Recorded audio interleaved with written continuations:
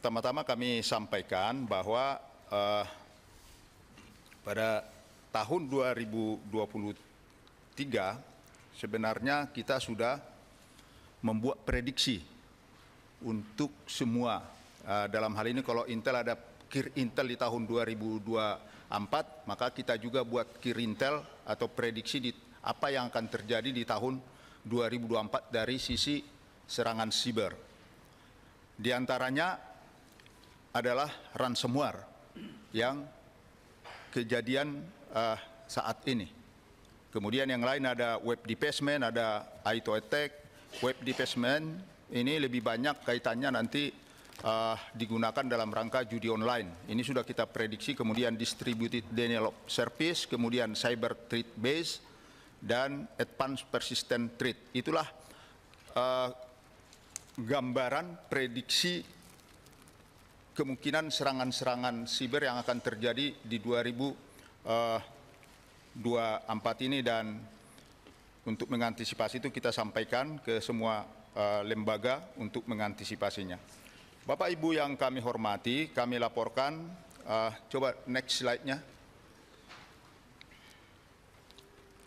Tadi sudah disampaikan bahwa ada 3 lokasi, yaitu pusat data sementara 1 yang ada di Serpong, kemudian pusat data 2 yang ada di Surabaya, dan yang ketiga adalah di Batam, seperti yang tertera di slide. Yang terdampak ini, yang diserang ini adalah pusat data sementara yang ada di Surabaya, di mana tadi sudah dijelaskan oleh Bapak Menteri apa isinya dan apa yang ada di pusat data ini, dan kementerian lembaga mana yang terdampak, semua ada listnya. Kemudian kalau kita lihat, artinya terhubung antara Jakarta yang ada di Serpong dengan di Surabaya.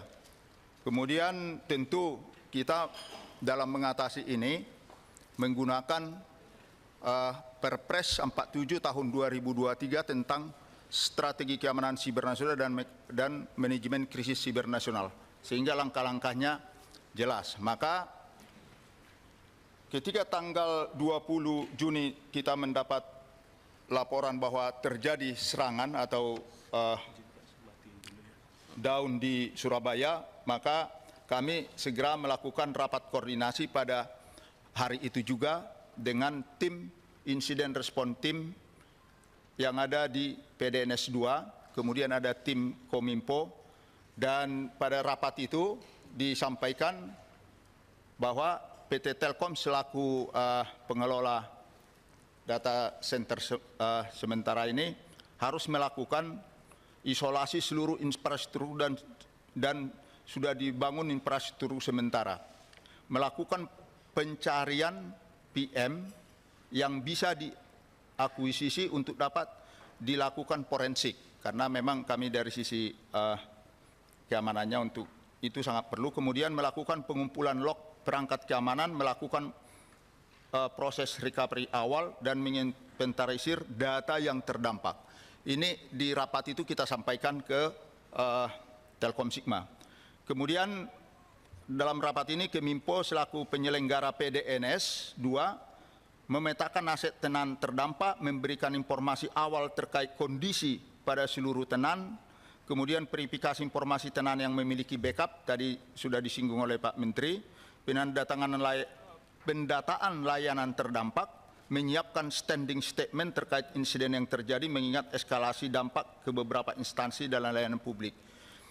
Kemudian dalam rangka menangani insiden tersebut, BSSN segera pada hari itu juga mengirimkan tim tanggap insiden yang selalu standby di Ragunan untuk membantu tim yang ada di sana, yaitu timnya Telkom Sigma,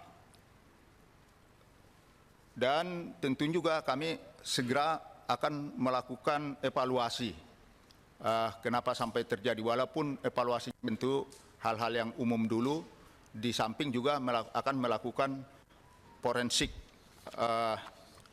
ke barang-barang bukti. Kemudian tanggal hari Jumat 21 Juni 2024, tim dari BSSN melakukan forensik digital dan melakukan asistensi apa yang disampaikan ketika rapat pertama. Apakah sudah dilakukan isolasi, apa dilakukan sesuai dengan apa yang saya sampaikan tadi di rapat tersebut. Kemudian Sabtu tanggal 22 Juni 2004, tim BSSN melanjutkan kegiatan forensik digital. Kemudian hari Minggu, ini tanggal 23 Juni, tim forensik digital telah berhasil mengidentifikasi yang terjadi, terutama serangan ini oleh ransomware. Kemudian selanjutnya saya pada sekitar jam 10 itu rapat dengan dari Keminfo dihadiri atau diwakili oleh Aptika, kemudian Direktur Sistem Informasi Ditjen Imigrasi, karena kami melihat yang sangat krusial pada saat itu terutama adalah masalah imigrasi. Dalam rapat tersebut saya tanyakan imigrasi kondisinya, kemudian dari imigrasi menyampaikan mereka masih punya data di pusat data mereka yang lama, yang tidak digunakan. Sehingga pada saat itu saya sampaikan, kalau kamu upkan kembali itu, butuh berapa lama, kapan? Dia sampaikan bahwa nanti hari Senin, maksudnya besok, pukul 07.00 sudah bisa, kami akan kerja malam ini. Kemudian itulah keputusannya, sehingga memang besoknya imigrasi ini bisa bisa operasional.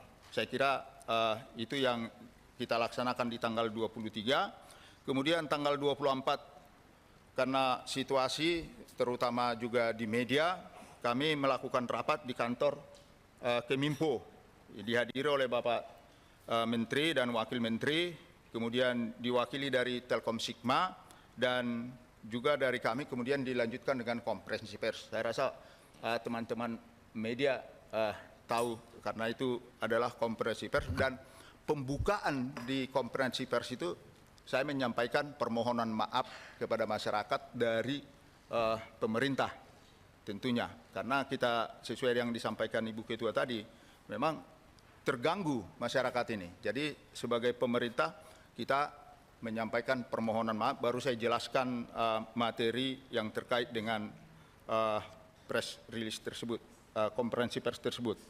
Kemudian hasil forensik dilakukan tanggal 25 sampai 26, hasil forensik sebenarnya sudah ada tanda-tanda bagaimana proses masuknya. Tentu ini masih dalam kegiatan yang dilakukan oleh forensik. Bapak Ibu sekalian yang saya hormati, kemudian Rabu tanggal 26 Juni 2024 dilakukan lagi konferensi pers dan rapat di Kominfo yang diwakili Ditjen Imigrasi dan Komunikasi Publik serta Direktur Network IT PT Telkom Sigma untuk menyampaikan update, karena memang kita harus sampaikan ke masyarakat apa yang sudah kita lakukan dan perkembangannya. Itu kita lakukan hari Rabu, bahwa PDNS 2 setelah kita analis dan kumpulkan data-data dan informasi bagaimana suatu serangan yang bersifat dekripsi ini membutuhkan waktu yang lama, tentu kita menyampaikan secara resmi bahwa data yang ada di PDNS 2 yang Surabaya itu semua terenkripsi. Terenkripsi artinya tidak bisa dioperasikan. Data itu ada di situ, tapi terenkripsi tidak bisa dioperasikan.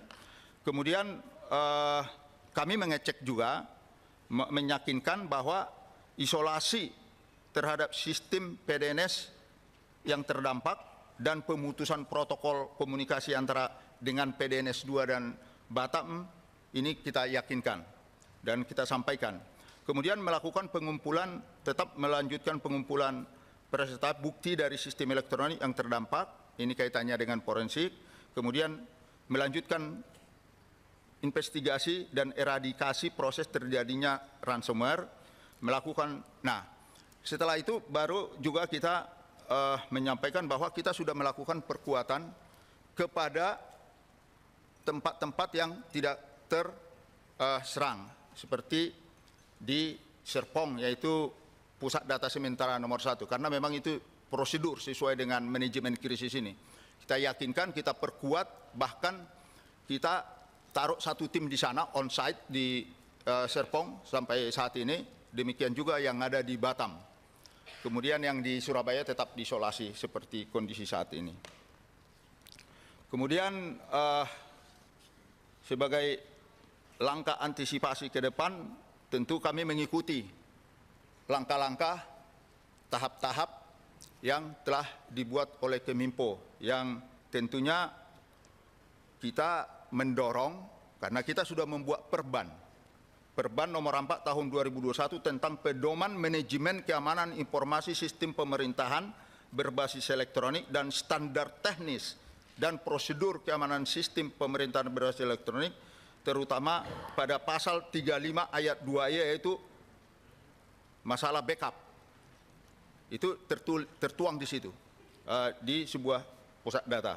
Ini kita sudah sampaikan, dan memang kami melihat secara umum, mohon maaf Pak Menteri, permasalahan utama adalah tata kelola, ini hasil pengecekan kita, dan tidak adanya backup.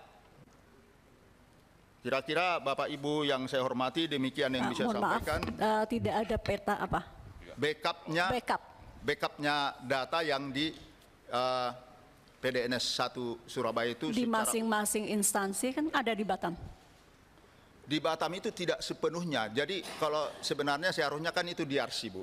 DRC artinya data yang ada di Surabaya seharusnya itu harus ada di persis seperti itu juga di Batam. Jadi begitu misalnya ada gangguan di misalnya di Surabaya nih, analognya hampir sama, mati listrik, hidupkan genset. Kira-kira gitu loh sebenarnya.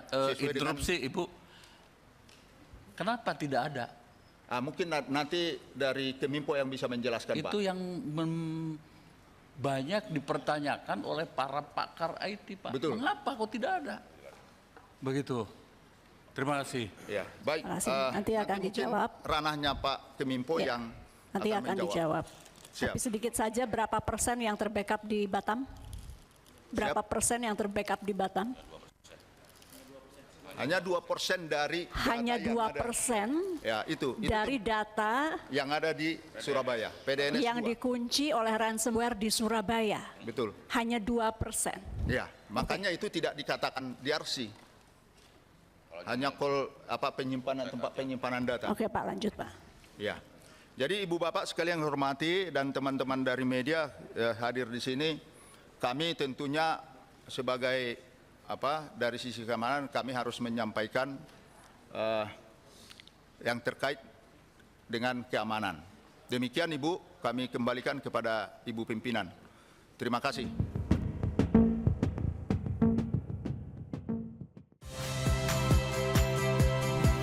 Saya Yasir Neneama. Saksikan program-program Kompas TV melalui siaran digital, pay TV, dan media streaming lainnya. Kompas TV, independen, terpercaya.